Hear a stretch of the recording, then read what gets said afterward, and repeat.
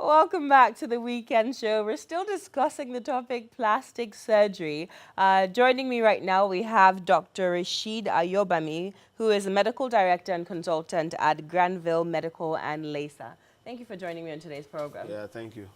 Also joining me is Damilola Olufade, who is a talk show host, and she loves to give her opinion. She's outspoken, loves to give her opinion on several topics. So she's going to be joining me in this debate with Dr. Rashid Ayobami. So tell me, you have a famous Instagram page. You have a large following where you actually operate on women, on men. You know, you do liposuction and different kinds of plastic surgery. What informed that decision to start that social media page? I'll first say good morning to everybody and all our listeners. Just like you have rightly said, I'm a plastic surgeon. So one of those things you do as a plastic surgeon is you have a formal training and you get board satisfied before you are called a plastic surgeon. Now, about the social media aspect, definitely I basically realized that, okay, this is an environment where a lot of people are not informed of the capacity of their doctors. So when I realized that, okay, we have a website where you can actually go on and check what we do. At the same time, I realized that there's a diversion towards the social media. So very simple way, a lot of our people, maybe once in a while, they don't want to do a lot of reading, and you realize that they like image.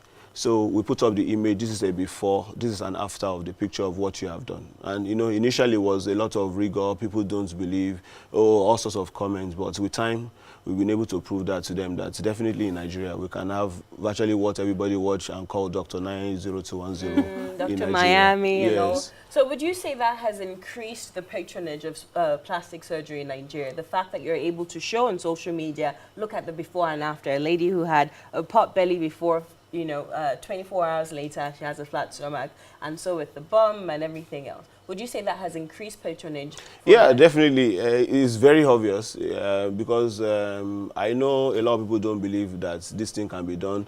But I think in our environment, what a lot of people tend to concern themselves about is basically the safety of the patients, and which is one of those things we are able to do. And in some cases, we do live stream of some of the surgeries that are being done, things like tummy tuck, breast How lift. Yeah. professional is that? Because I've watched some of those videos and it literally looks like, on Christmas Day when you have your cow, you're like slaughtering it, you're doing this. Like, it doesn't look professional. So when you put that image out there on social media, yes, you get a huge following, yes, you get viewership, but doesn't it breach any professional ethics? No.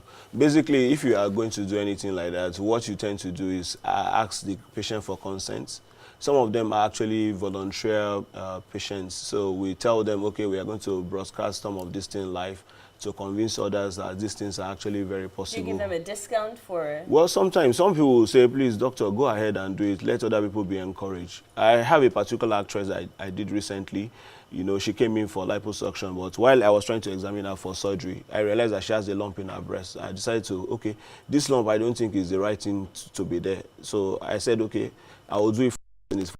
She said she has a lump surgery done, and for like 2 or 3 years, I believe by healing, yes, initially there will be some hardness, then after some time it should disappear. But it was still persistent. So I told her, let me take it out for just nothing. So when we took it out, we sent it to the lab. We realized that the laboratory said it was suspicious of a malignancy. So I have to call her back and say, look, let's do it again. Now, during the process of recovery, she had conversation with other people, and I know it's only a bum doctor and things like that. So when she came in again, I said, okay, I'm going to take out the whole breast tissue in this area so that we'll send it again to reconfirm if this result is true or not. So she said, Dr. Ayo, take a picture of me, show my face. I said, no, I don't think I need to show your face. Because some people are not convinced that you can also work on the breast. I said, but I do breast lift, I do breast reduction, and a lot of other things like that. Then when it comes to reconstruction of the breast, post-surgery, maybe for cancer, it's the plastic surgeon you are going to call in to do it. So I said, okay, I'm not going to show your face, I'm going to show the portion of your breast.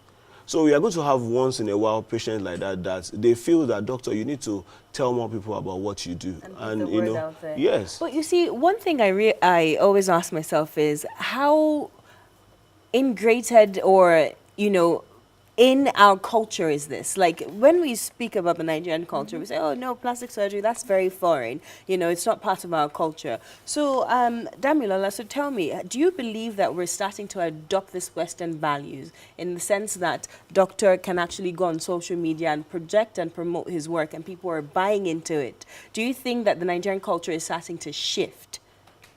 Yes, the Nigerian culture is starting to shift because we always like anything about the Western thing. Everybody wants to look good, plastic surgery, everybody wants to look fine. You can be a mother now, you've given birth to like 3 kids and you have pot belly, you still want to look good for your husband because you don't want him looking out. So all girls want to have plastic surgery, you want to look good and Does everything. that really work? Men with the Yeah. hottest wives still go out. So are Definitely. people doing it for their spouses or are they doing it for themselves? Or? Well, most people do it for their spouses, most people do it for themselves. But I think whatever you want to do, just do it for yourself. If you're satisfied with it, if you're good with your body, then go ahead. Why not? So do you think, I know you spoke about the culture change, but how we've seen actresses doing it, is it more acceptable now for a Nigerian woman to come out or a Nigerian man, because we work on men and women? I know there were before and after pictures of men with the pot belly, then they now have 6 packs. You know, so is it something that's more acceptable now in the Nigerian culture? Yes, it is. Our culture will always be against it. Like, oh, don't do plastic surgery, be your natural self, be this, be that. But everyone is doing it and it's successful. It doesn't go wrong. Okay, sometimes it does, but most times it doesn't go wrong. When you go to the professional, they do it perfectly, you're fine, you're okay, and everything is okay. So if you were ever going to get plastic surgery, would you be comfortable doing it in Nigeria or would you want to travel out of the country? To be honest, I want to travel out of the country.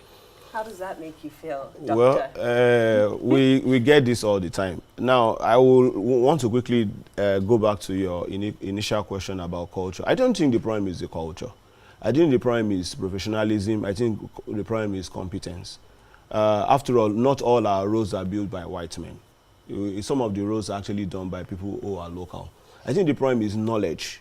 The same way the TV. Why don't you complain about the TV? Why don't you complain about the plane that we fly around? A lot of our flights locally are done by our own people. So I don't think the problem is maybe it's a Western culture.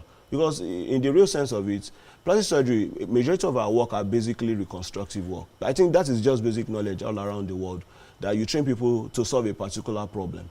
And if someone is coming to me and say, oh, this is my problem, it is my duty to ensure that this problem is solved, which is basically what it is all about. So it has nothing to do with cultural value. I think it has something to do with what needs to be done, and it is done by someone. So do you see that it's more acceptable now for Nigerians to get plastic surgery? I think because if you look before the advent of social media, before people saw you operating on people on social media and saying, wow, that actually looks good, it was sort of a taboo.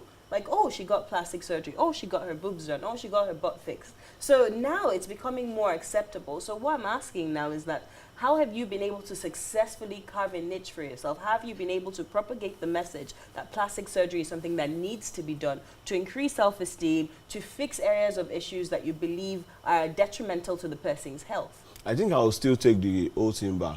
Growing up, I knew women don't wear trousers. They will say, no, as a woman, you are not allowed to wear trousers.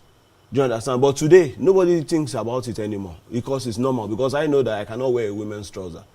I have my own specification. There's a way a trouser is sewn for a guy. There's a way a trouser is sewn for a woman.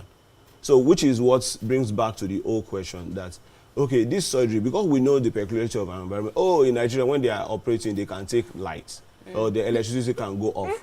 Do you understand? These are the issues that has caused a lot of things to people. So, and they want to be sure, okay, I'm going for a cosmetic procedure. Will this doctor do it well? Will I become maimed or deformed after the procedure? Even in all the Western countries, not all the plastic surgery that really go well. Definitely. You understand? But so that's why I asked, like, how you felt that Damilola said if she was going to consider plastic surgery, she would rather do it internationally than do it in Nigeria. see, the truth of the matter is that I've seen a lot of people who have done surgeries abroad. They still come back to me and we will have to see. I think basically it's your skill. That's the way I see it. And sometimes when people say things like that, I tell them, Messi and Ronaldo are not from America or the United Kingdom, which are the big countries in the world. But they are from Portugal and Argentina, which will be referred to as developing countries. But if you have your skill in any part of the world you are, people will look for you, get their problems solved, and they'll go. I have a lot of clients that come from the US, from the UK. Averagely, every week I will do like 1 or 2 people from the UK or from the US that come to Nigeria. They look at your work. This guy is good at what he does. He does safety precaution. You understand? Because you see all the gadgets we are using. I've been to so many other hospitals. I was in John Hopkins a few months ago, about 2 or 3 months ago. I look at what they do. In my own conclusion when I went to John Hopkins is basically that this is a huge hospital with a lot of equipment that is not necessary. Because what's the major area of change, I would say, that people come to you for?